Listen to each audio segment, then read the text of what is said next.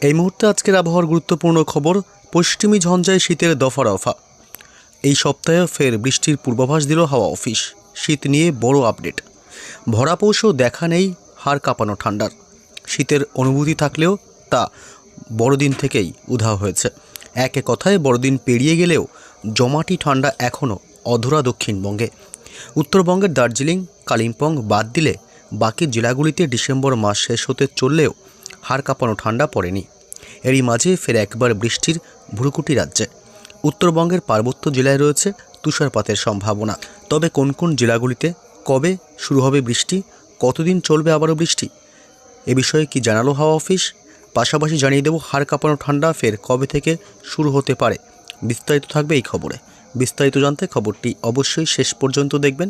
আর সবার আগে সবার প্রথম আপনার জেলার প্রতিটি লেটেস্ট খবরগুলি জানতে আমাদের ইউটিউব চ্যানেলটি সাবস্ক্রাইব করে আমাদের সঙ্গে থাকবেন।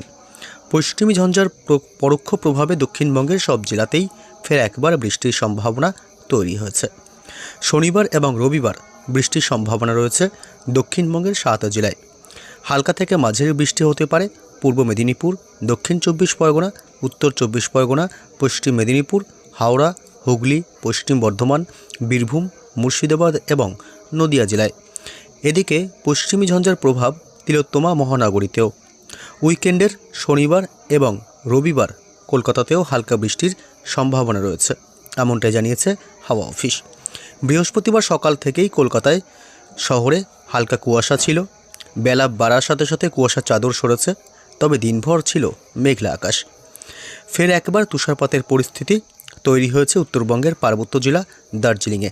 তুষারপাত হতে পারে পার্বত্য জেলার এই দার্জিলিংয়ে। উত্তরবঙ্গের বাকি জেলাগুলিতে ঠান্ডার মেজাজ থাকলেও এ সপ্তাহে নতুন করে তাপমাত্রা আর নামার সম্ভাবনা থাকছে না।